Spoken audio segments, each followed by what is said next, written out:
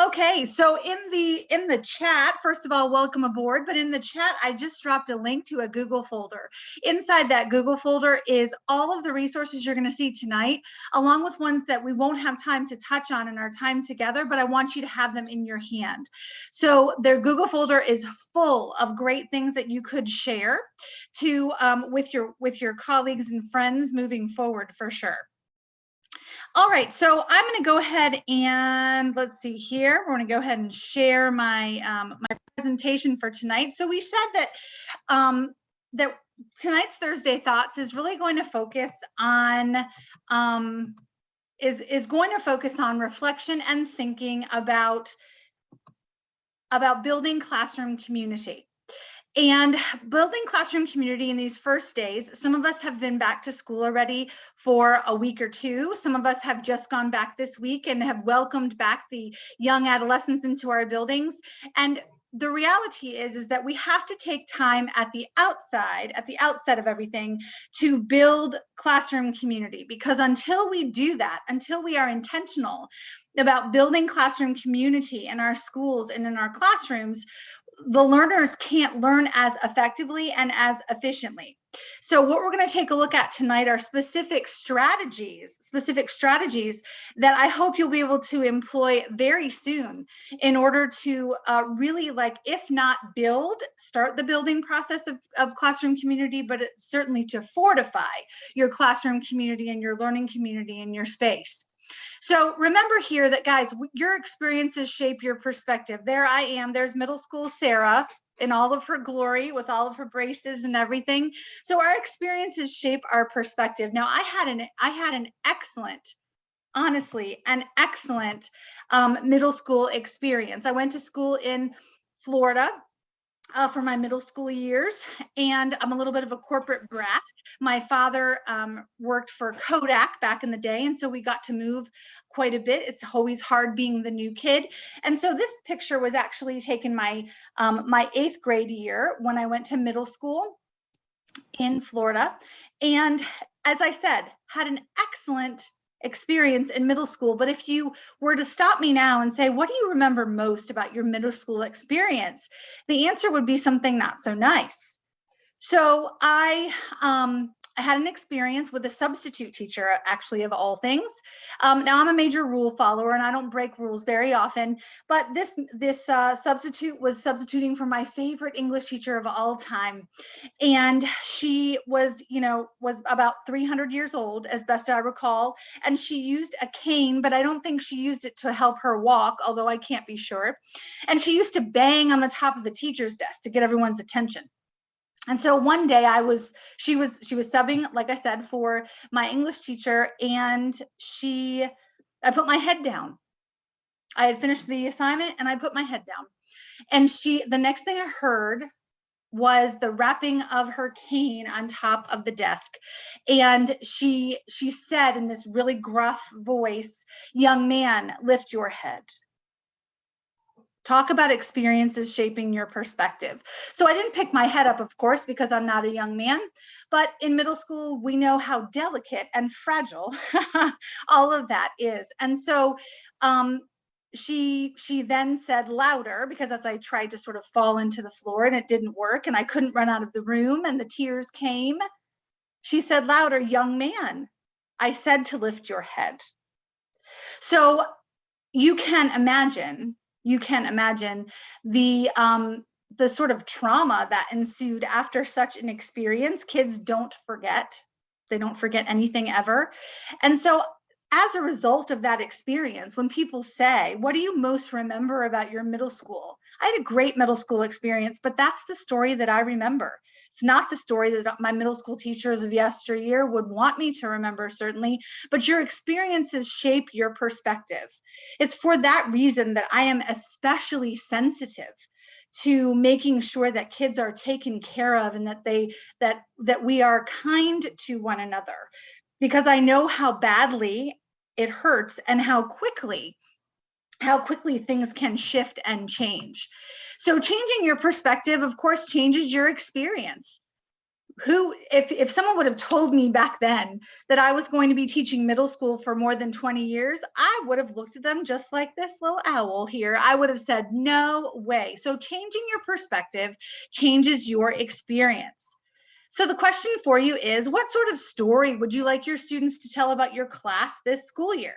What I want you to do is I want you to go ahead and drop it in the chat. All right, so what sort of story do you want your students to tell? What sort of story do you want your students to tell this school year?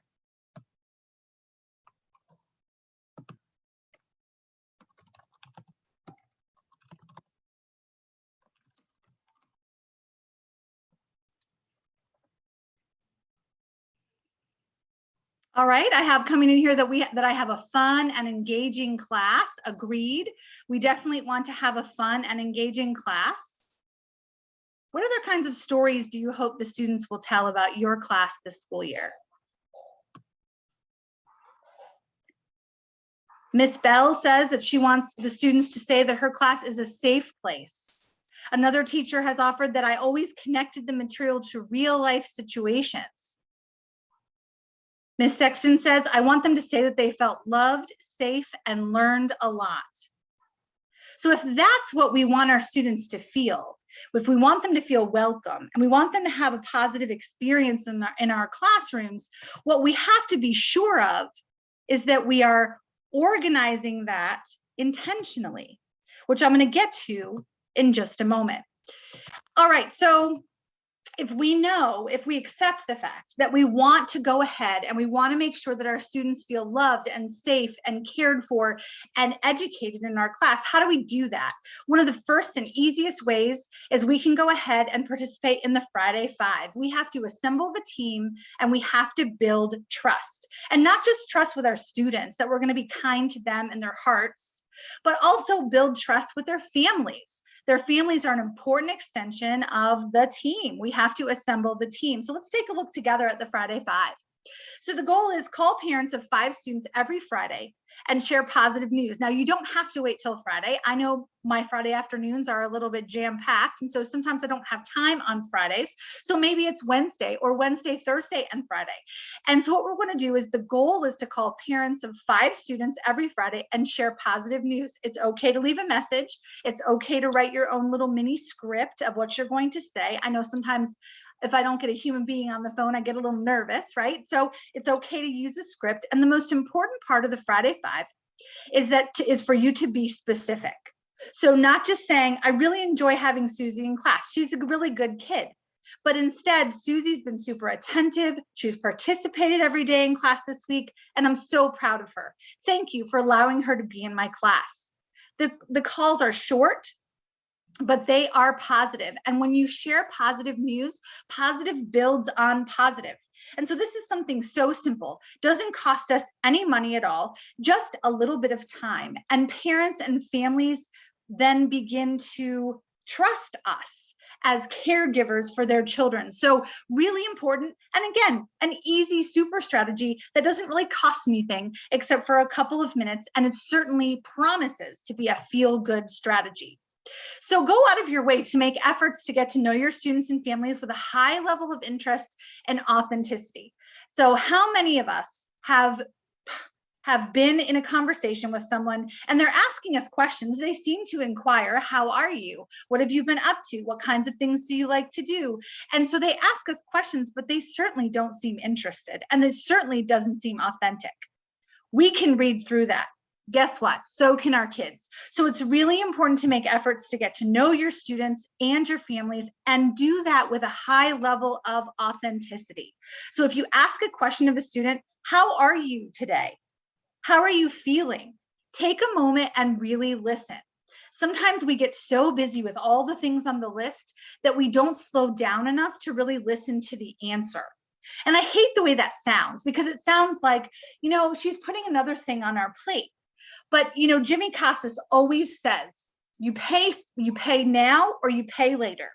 So if we pay and invest in time in our students now, early at the outset, then later on, when they need us in a meaningful way to say correct their behavior, or maybe to support them through a difficult moment in their journey, our relationship will be well established and authentic.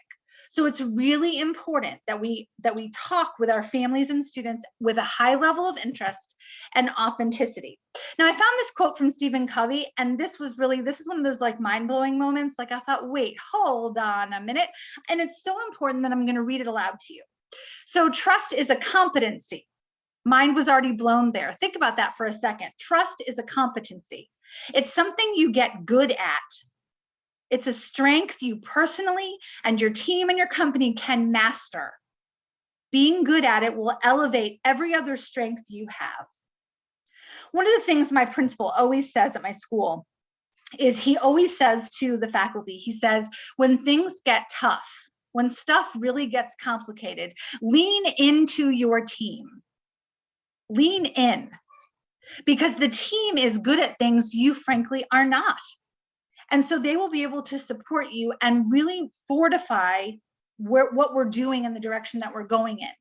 So if we change our focus and our perspective, and we accept the fact that trust is a competency and it's something that we can work on and get good at, and we can turn into a strength, think about how that can elevate every other strength that you have.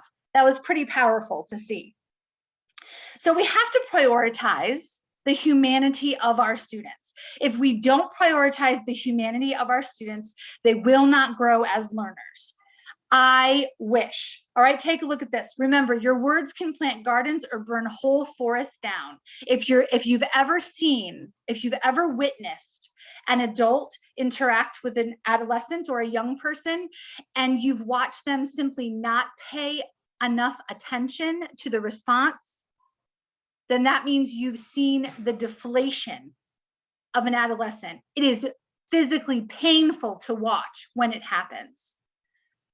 Now, nobody in this room is perfect. Nobody anywhere is perfect. I don't do it right all the time. But how many of you have ever felt like you wanted to shake a kid and just go, grow, damn it.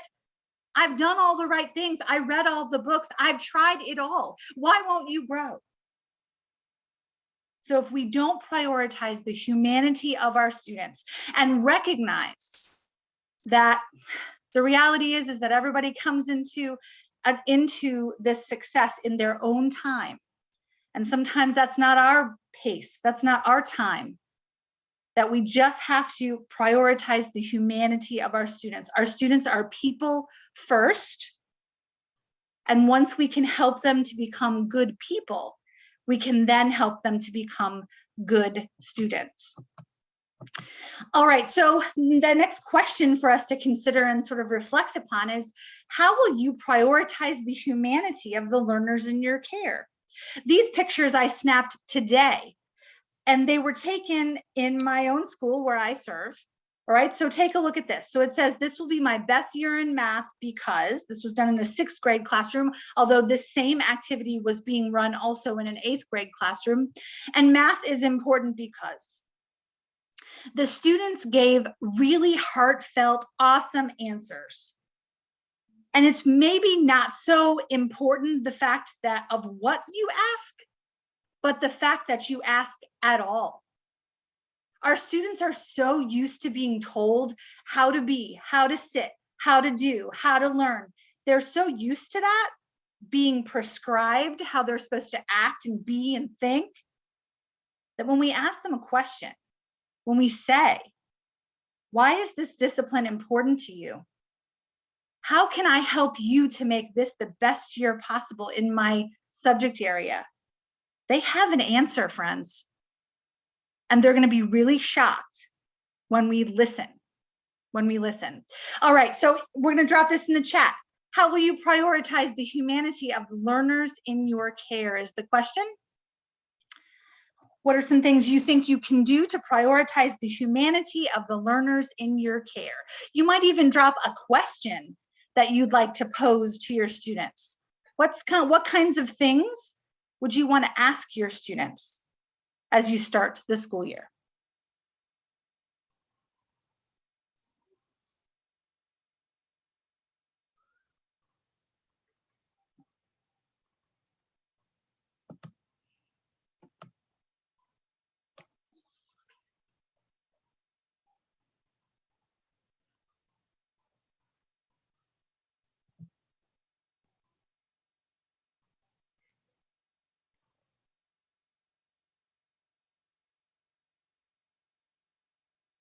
All right, so we have, what are you most excited about? What are you most anxious and nervous about? Those are excellent questions to pose. Because in these first days, remember that your students will be honest. So it's very exciting to ask those kinds of questions of your students, because they will give you legitimate answers. And let me just say, before we even talk about what Ms. Rhodes has added here, let me just say that I've never met a student, I've never met an adolescent who said when they what they needed more of in school. I've never met one that didn't answer, I need more of my teacher. That's all they say. I want more time with my teacher. I want more attention from my teacher. I want more of my teacher. So we have to look at the ways in which we maximize our connection time with students. All right, so okay, so what would you like to learn in this class and why? Ask them what they would like me to know about them. Those are always really loaded questions, right? Tell me what I need to know about you. And you're going to get some wild information probably. I want them to feel comfortable asking why and how. One of the teachers says she teaches science. That's definitely very important. Others of you notice through these chat, please make sure you scroll through the chat, y'all. These are good. These are really good. What would you like to learn in this class and why? Really good question. Are you comfortable working in groups? If so, how many people are you comfortable working with? Really excellent question. So taking the time to pose the question, remember, is just as important as taking the time to acknowledge their responses to you.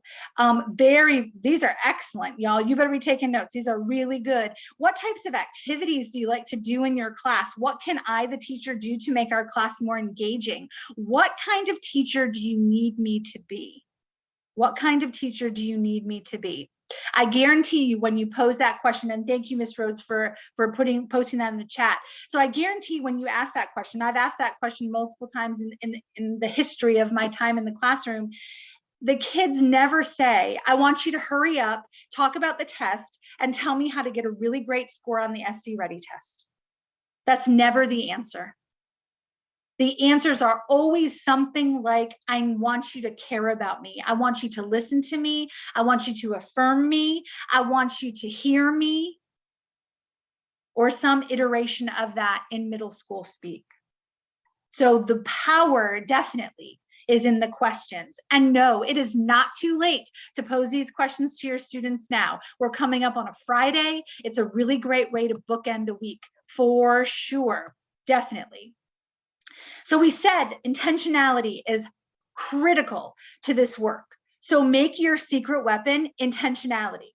I was recently in a conversation with a student teacher, and she was looking around the school and she was checking things out. And I looked at her and I said, you know, nothing here happens on accident. The right people stand by the front door in the morning to greet students. The right people are out at the bus loop greeting the kiddos who come off the buses. Nothing here happens on accident. And she sort of looked at me sideways, like I had two heads, of course, but take a look at this quote from Oprah. Intention is one with cause and effect. Another mind-blowing thing there. Intention determines outcome. That's what you need to write down if you're taking notes tonight. Intention determines outcome. And if you're stuck and not moving forward, you have to check the thought and the action that created the circumstance. So many times as teachers, our intention and the outcome frankly does not match. We intended to share the fact with our students that we love and care for them. But somehow later on, over time, there grows a disconnect and the outcomes are not what we want them to be.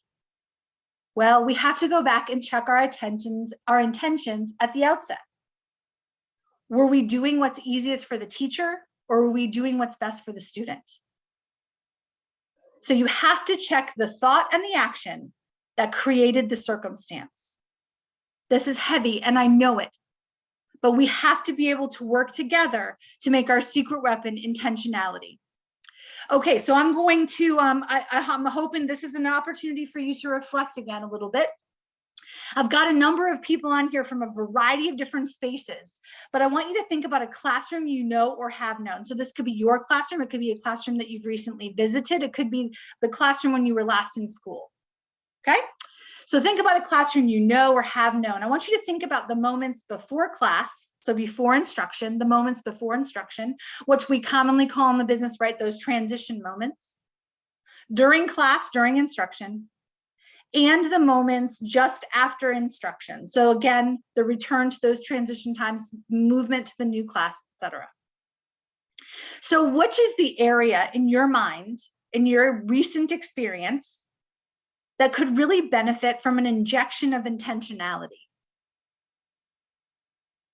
Think about that for a second. Think about the moments before class, during class, and just after class. Which one of those, which section of the class could really benefit from an injection of a little bit of intentionality?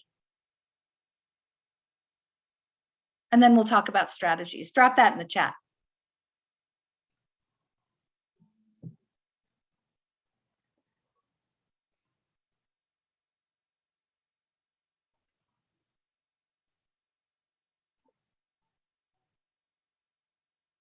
All right, I'm seeing a couple of responses before class, how we greet students. That is critical. All of those moments before class, critical. I'm seeing a ton of before class, before class, before class.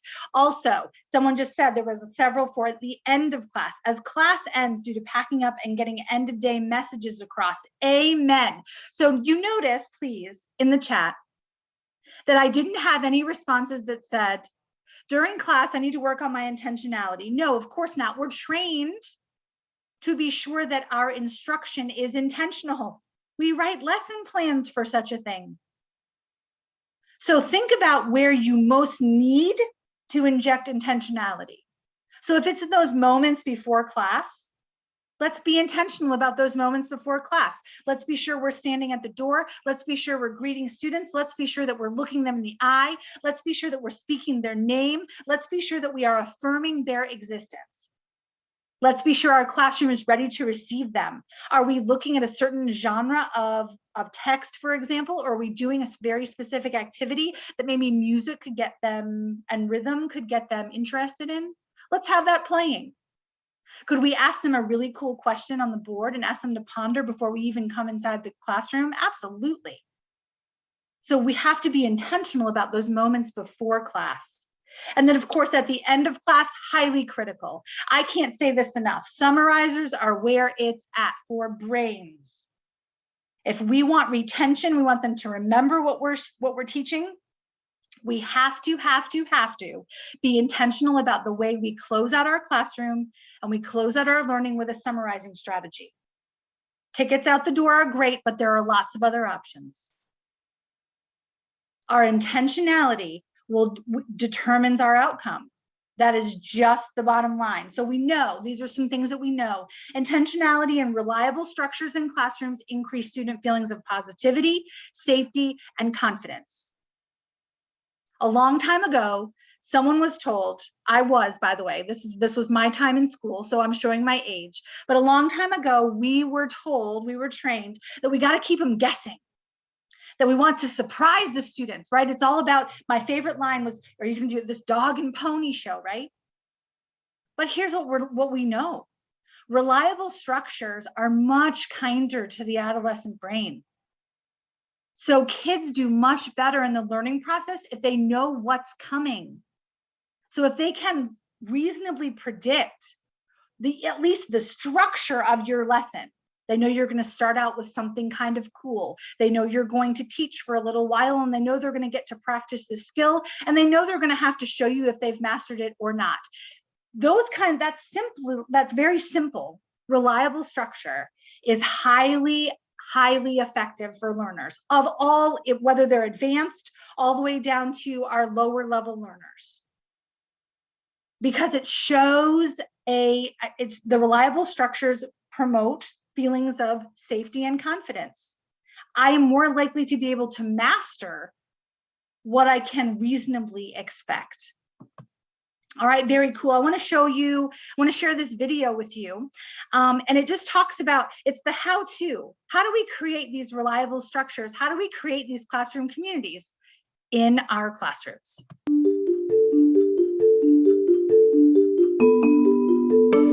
For new teachers, the idea of building a classroom community at the start of the school year can be daunting, but a few key strategies can set you up for success by putting student voice and choice at the center. You can foster confidence, increase engagement, and provide a nurturing environment for both you and your students that will last the whole year long. The layout of your classroom can communicate more than you realize, from power dynamics to social values. What message does your room send when students first walk in? As the new school year begins, invite your students to help design the look of the classroom. Encourage a collaborative environment and peer discussions with table groups or a circular seating chart, as opposed to desks that only face the teacher. Decorate the classroom with student artwork and signage that includes their home languages. Having a setting that reflects them allows students to feel represented and at ease. A baseline on class protocols gives students stability and a better understanding of what's expected of them in the classroom. Together, you can decide the rules and regulations of your day-to-day conduct, giving each child the opportunity to voice their opinion. Involving students in the creation of the class's social contract will not only help them feel empowered, but also encourage community and accountability amongst their peers. Once the contract is drafted with everyone's input, have students sign and agree to abide by these shared classroom rules. Hang the contract in an area where everyone can see it, to be a gentle reminder of their rights and responsibilities.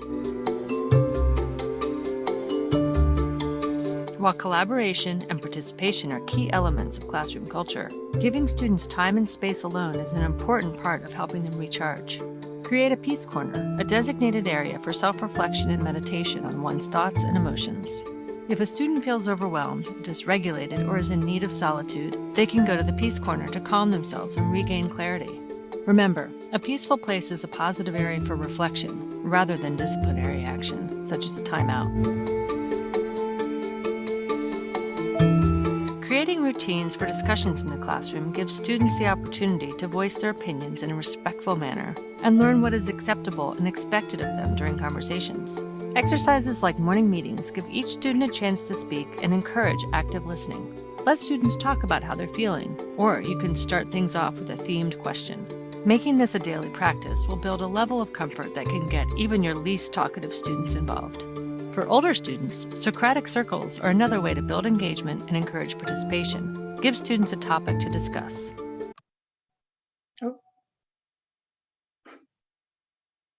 Encourage respectful disagreement, where students can share their opinions without fear of being interrupted or chastised, but with the knowledge that others may have opposing beliefs. Putting students' voices first by sharing the floor as often as you can will open up space for them to empower themselves and one another. All right, so I love Edutopia, tons of ideas there for you. But I want you to, this is another opportunity for reflection, drop it in the chat. So how do you greet students upon entering? What's on your board for students to view and read upon entry? How do you launch your instruction? And by the way, no shame in this game. So if you're thinking about these questions and you're going, yeah, I try to greet students, but sometimes I get sidetracked, or I have things on my board most of the time, or you know what, I haven't really thought much about launching my instruction for the day. That's okay. The purpose of these sessions is just to get you to reflect and think. So we have to start somewhere. And so please don't feel like there's any shame in this game, honest to goodness, because we can all get better, we can all grow, and we can all be stronger. All right, so in the chat, give me an answer to one of these questions. How do you greet students upon entering? What's on your board for students to view or read upon entry? And how do you launch your instruction? And if you have a super cool one, just pick one of the questions and drop it in the chat, your answers to your questions.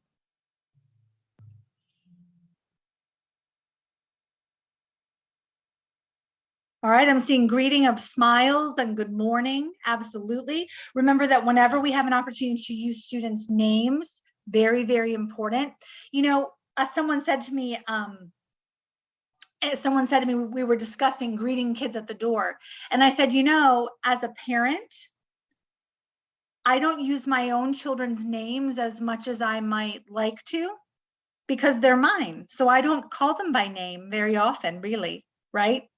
Well, maybe I have a little pet name for them, or I say honey or sweetie pie, but I don't call them by their given names very often. So it's really important that the kids hear their names in the world as they go. I greet them at the door, and I have them get started with some activity on the board. I greet students at the door. Calm music is always playing in the background. We do a 1-minute mindfulness exercise with breathing. That's super powerful, by the way.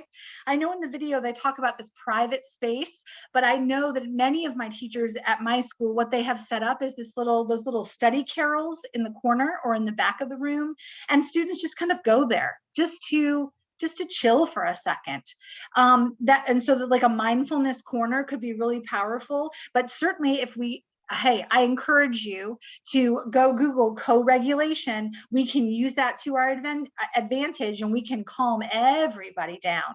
And we can share all of our positive energy in a moment of co-regulation and mindfulness. Each student is greeted with a good morning or afternoon. The learning objectives are posted in assignments. Students have a warm-up activity to work on. Absolutely remember that some of your students feel socially kind of awkward. In fact, most of them do. And so when you have something for them to do that's engaging and interesting when they first come into your room, how awesome is that? They don't have to worry about the social aspect, because they can say, well, my teacher told me to do X, Y, and Z. So you've taken some of that social pressure off of them, which is really, really important. This is actually a 60-second strategy that I'm in love with, and so I'm going to go ahead and share it, even though we're a little short on time. All right, good morning, Sea Otters. Good morning, Miss Nguyen. All right, here we go. Intentional goal setting really allows my students to see growth mindset happening. It's this idea of like, if I speak it into existence, then those tiny little incremental goals can actually become big goals. First, I ask the students to choose their intention or their goal for the day. Think about, what are you going to do? How are you going to do it? Then I want them to think about, what are they going to do to accomplish that goal? And then they are sharing that with a partner. Turning your talking today, I intend to. Today I intend to show integrity while that person is also their accountability partner to basically hold them accountable, give them those reminders. Then at the very end of the day, at closing circle, students talk about, yes, I met my goal, I feel proud of myself, or I'll try that again tomorrow. The more you say a goal or your intention out loud, the more likely you're able to follow through. Absolutely. Andrea Joy just posted a really cool question in the chat. Take a look. It says, if we have 4 minutes between classes, we do 2 at my school, how do we fit all that in when the time is so limited? See, here's the thing that we know, and this is the part that always, I totally agree with you. Time is always limited and tight. And I don't want you to feel rushed, because we want to be authentic. But let me just say this. So if we approach this from the perspective that says positive moments, positive interactions can be short. And in fact, positive interactions are healing, and they only have to last seconds. So earlier on the chat here, when someone said, I smile and I say good morning, that's absolutely sufficient. So if we're at the door and we're saying, hey, Janine, hey, Susie, hey, John, so happy you're here, that is sufficient, that is healing, that is positive, that is encouraging, that does the job of healing and community building. Even though it feels like all I did, Sarah, was smile at them and say, hi. Totally sufficient. So don't feel like you're rushed. Don't feel like your time is so limited. And if we're still learning these skills, it is perfectly okay to say, I'm going to focus on these 5 kids today, and tomorrow another 5 kiddos, and then the next day another 5 kiddos. Last time I checked, we can't master something, right, in one day or one class period. So we might have to take a little time to build up some of that muscle memory that we definitely have, that we have to build around this technique, around this sort of set of techniques. All right, so this is just a question for you to consider. You don't have to drop this in the chat. I feel like this one is sort of like you're at AA, you know. My name is Sarah and my lesson plan is full of random stops and starts. All right, so is your lesson plan full of random stops and starts or reliable learning structure? So I've got to share a story with you just because it's so funny. So I was looking through, you know how you have shoe boxes of old like notes from kids and, you know, cards and things that you received through the years. And so I was cleaning out a closet, to be honest with you, this summer. And I found this shoebox of old stuff from students. And so I'm digging through it and I find this kind of sparkly note card. And so, you know how I am about sparkle. I love sparkles and diamonds and glitter and the whole thing. And so I open it and I'm reading, and it was a hoot. It was from a 7th grader. And what she was explaining was, she said, so it started out, "Dear Miss Evanson, thank you so much for a great class this school year." So it must have come at the end of the school year. And she said, "What I liked best was Quote Thursday, because it was the most fun and we got to have the most amazing discussions. Love, Lucy, and her name." And I thought, of all the things you could have thanked me for, of all the things you could have said that you loved about our class, you said that you enjoyed quote analysis that we planned for every Thursday when we looked at a different quote that related to our discipline content. So if that's not proof, I don't know what I need. I just thought that was hysterical of all the things she could have said. I met my boyfriend in your class. Any number of things she could have said. No, she liked quote analysis Thursday. So in your packet, in the Google folder, I'm sorry, there is a copy of a lesson plan that we use that I like to use. And you'll notice here, super duper simple, y'all. Super simple. Reliable structures are where it's at. It's not about the dog and pony show. The kids won't remember any better than if you used reliable structures that they know what to expect. And plus, it's easier to plan too. And all of these 4 areas, your launch should last no more than 10 minutes. Your direct instruction should last no more than 15 minutes. That's a stretch for adolescents, remember, because you want them to engage with you no more than 15 minutes. They need some independent practice time. Let them do the heavy lifting. You shouldn't be doing the heavy lifting of learning. Let your students do that. And then we cannot forget, these are our unsung heroes, are our summarizers. Summarizers are key to retention, and yet we always run out of time for them. Summarizers are so important. The learners have to have a role in the learning. So I always show this picture because, so this is a Sweet Peeps. She's learning how to tie a bow there. You'll see on the picture. And she's down at the last one and she's struggling a little bit.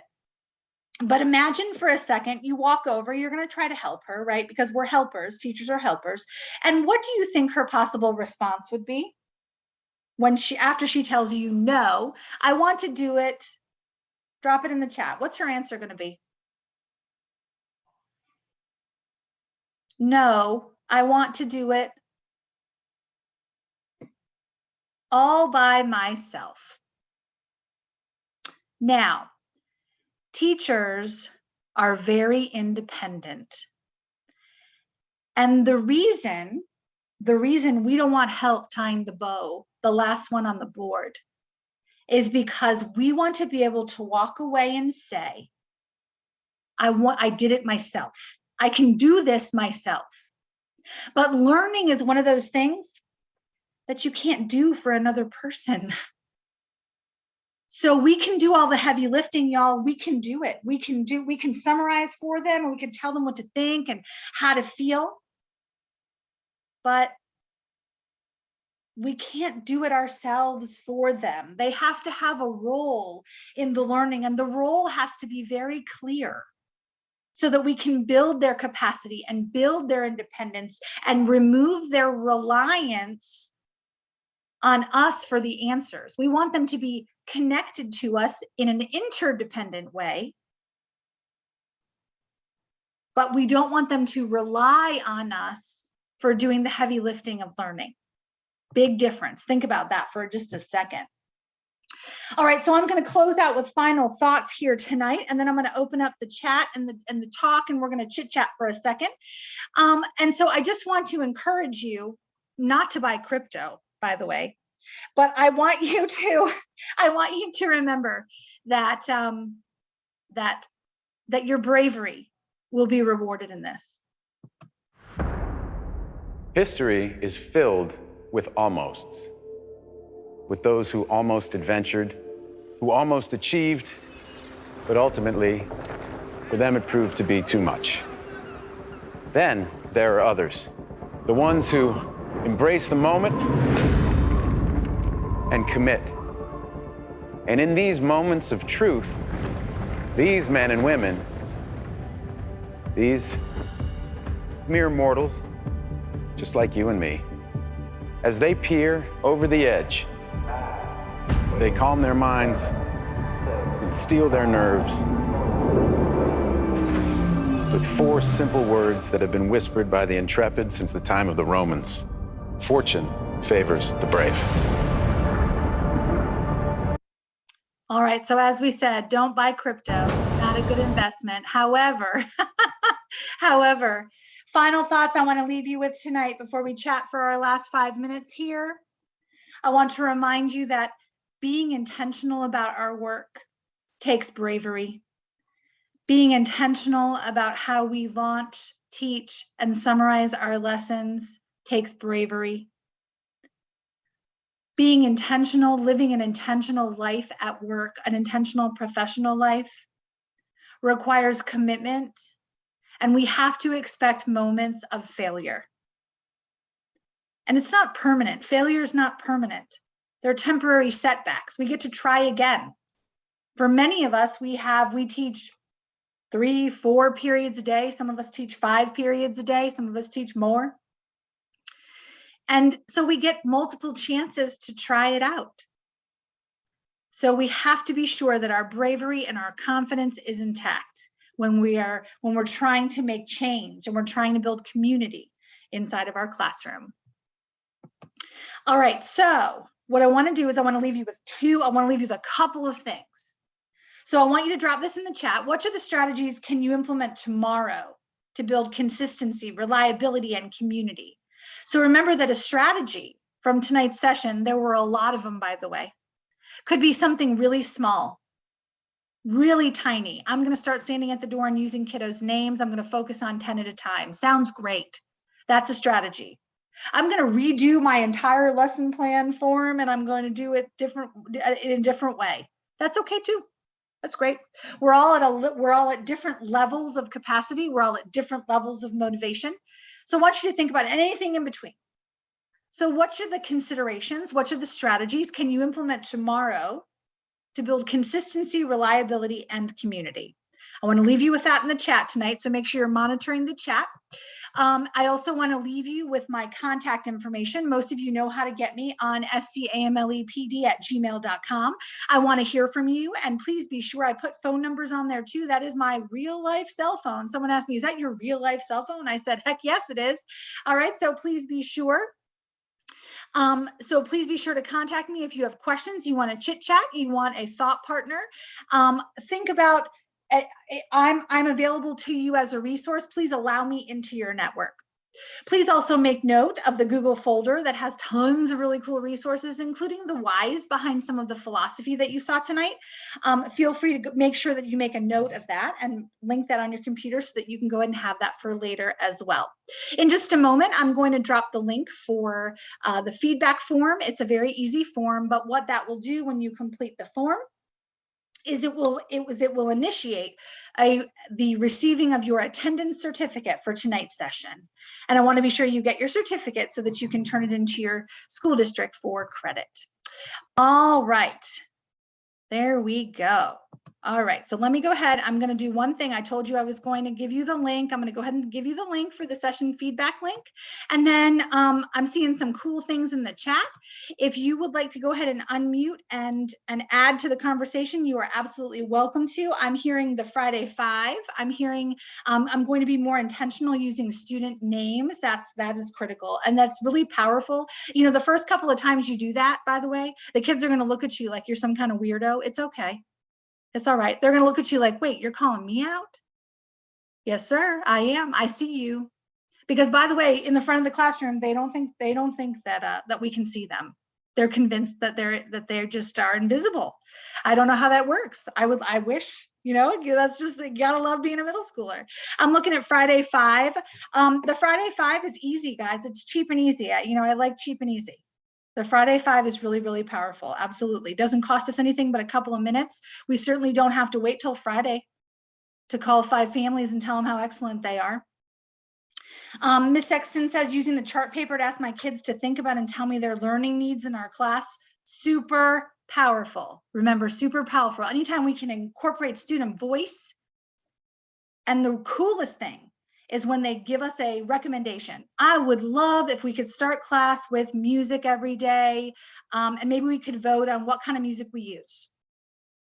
The first time that you do that, they're going to point it out. They're going to be shocked that you used they're going to be shocked that you actually used their idea in your class. Awesome. Awesome. We have someone on tonight from Argentina. Well, there it is. Okay. That's a first. Bienvenidos. We're happy you're here. That's excellent. That's exciting. All right. So anything we can do to connect with our students is what we want to do. Absolutely. That's how we build community, and that's how we build support and networks of healing for our students and for ourselves and for our communities and for our world. I cannot tell you guys, I'm honored. I'm honored to be able to be with you here tonight.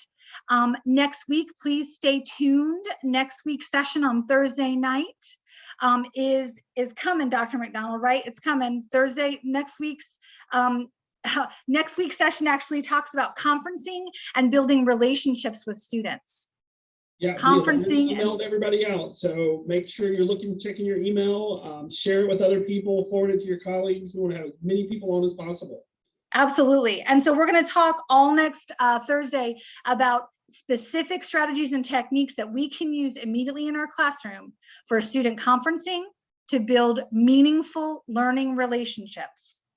Right? Because we want to make our kids better readers, better writers. The best way to do that actually is to fast track it through conferencing, because remember, all the kids want more of is they want more of you.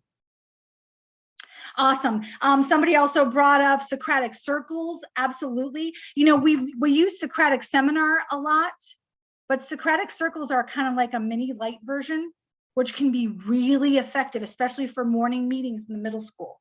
For sure, 100%. Absolutely. All right. I have 7 o'clock on the dot, and I promised you'd be able to get back to Netflix. Please make sure that you take a look in the chat and make sure that you fill out the feedback form for tonight's session so that I can email you your participation certificate. Make sure to follow us at www.scamle.org for all the latest information about everything from our podcast, Explore Ed, that launches back in September. Looking forward to those. Our goal is 20 this season, 20 new episodes of our podcast. And we talk to people from all over the nation about their experiences teaching. And specifically, we focus on teachers here in South Carolina and their experiences and what they can offer the greater community at large. And I love these stories, y'all. I love talking to y'all and getting good stories. I get the good dish. I love the podcast. It's really close to my heart. These Thursday sessions are going to run until November. So make sure that you mark your calendar off and save some space for us on Thursday nights from 6 to 7. We'd love to see you here. Make sure that you invite friends, family, colleagues. We want everybody who can be on these sessions on Thursday nights. Sometimes it'll be me. Sometimes I'll have some friends along. But either way, you'll leave with a Google folder and some really excellent resources that you can put into practice immediately. That is critical for us as an organization with a singular mission. One of our most important missions is really high quality professional development that's going to change you and make you better for the students, apparently all over the world. Thank you for joining us from Argentina. I'm beside myself, Dr. McDonald. That's amazing. Muchísimas gracias. That's awesome. That's awesome. All right. Well, thank you all. Have a wonderful evening, and I hope to see you back next Thursday. Special thank you to SCAMLE for their support of these Thursday evening quick webinars that focus on what you need when you need it. Thanks, y'all. Be safe out there. Have a good one, and I'll see you next Thursday.